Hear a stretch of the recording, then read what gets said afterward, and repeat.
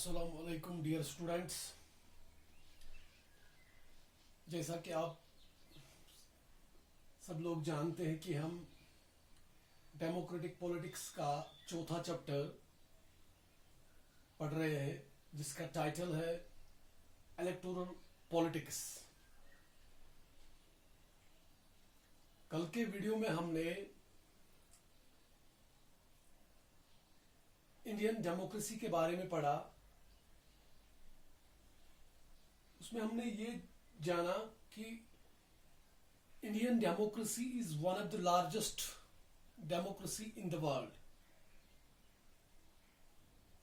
उसके साथ साथ हमने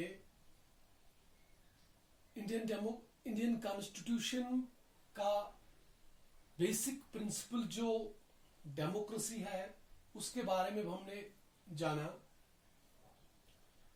और जहां तक डेमोक्रेटिक गवर्नमेंट की बात है, वो हमने देखा कि सेंटर लेवल पे भी है, स्टेट लेवल पे भी है और लोकल लेवल पे भी ये डेमोक्रेटिक गवर्नमेंट फंक्शन कर रही है।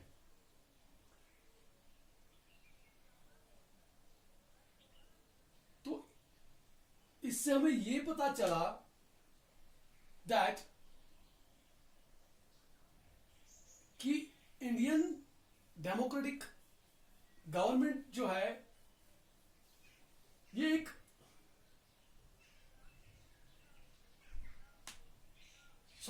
जो इंडिया जो है it emerged as a true democracy in the on the basis of universal adult franchise.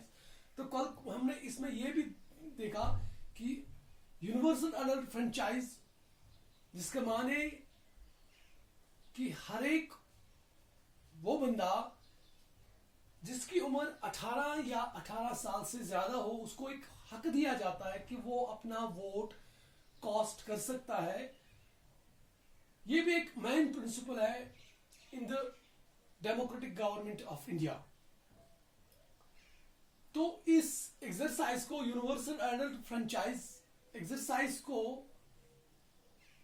Effective बनाने के लिए इलेक्शंस होते हैं। और इलेक्शन कराने का जहां तक सवाल है, वो elections are conducted by the election commission, जो कि एक ऑटोनोमस बॉडी होती है इलेक्शन कमीशन। वो इलेक्शंस कराती है पूरे मुल्क में, चाहे वो सेंटर लेवल पे हो, चाहे वो स्टेट लेवल पे हो, चाहे वो लोकल लेवल पे हो। इन सभी जगहों पे जो इलेक्शन कराने का काम जो होता है वो इलेक्शन कमीशन का होता है। जहां इंडियन कॉन्स्टिट्यूशन जो है ये it affirms that all the Indians are free and equal and have the right to vote without any discrimination। ये आइन हिंद इस बात की तस्दीक करती है कि हर एक हिंदुस्तानी आजाद है,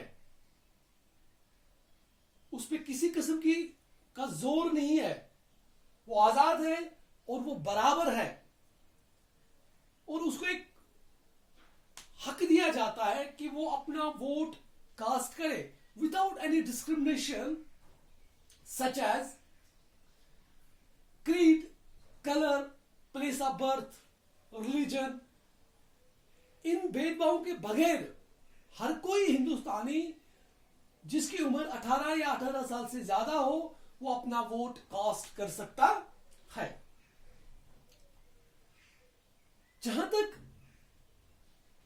यूनिवर्सल एडल्ट फ्रेंचाइज के प्रिंसिपल का सवाल है, it is based on the phenomena, it is based on the concept of one person one vote, कि हर एक शख्स और एक ही वोट। इससे क्या होता है, इससे पॉलिटिकल इक्विलिटी आ जाती है। ये नहीं कि हम जो मर्द जो वोट कास्ट करे उसका वैल्यू ज्यादा है, औरत जो वोट कास्ट करे उसका वैल्यू कम है। लेकिन इस पे एक कॉन्स्टिट्यूशन ने एक,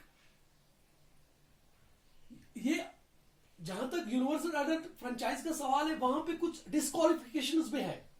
अगर कोई बंदा बैंकक्रप्ट हो या उसके अगेंस्ट क्रिमिनल केसेस हो या वो मेंटली अनसाउंड हो, उसको यूनिवर्सल अडल्ट फ्रेंचाइज से दूर रखा गया है। कोई भी जिसका दिमागी तवाजुन ठीक ना हो, जिसपे बैंकक्रप्ट के चार्जेस हो, जिसपे क्रिमिनल केसेस हो, वो अपना वोट कास्ट नहीं कर सकता है। इससे क्या होता है, इससे जो वोटिंग जो होती है ये एक डेमोक्रेटिक तरीके से होती है, क्योंकि डेमोक्रेटिक गवर्नमेंट का सवाल जहां तक है, जितनी पॉलिटिकल स्टेबिलिटी हो, जितने वोटर्स अवेयर हो, उतनी अच्छी गवर्नमेंट बन जाती है थ्रू यूनिवर्सल अडल्ट फ्रेंचाइज।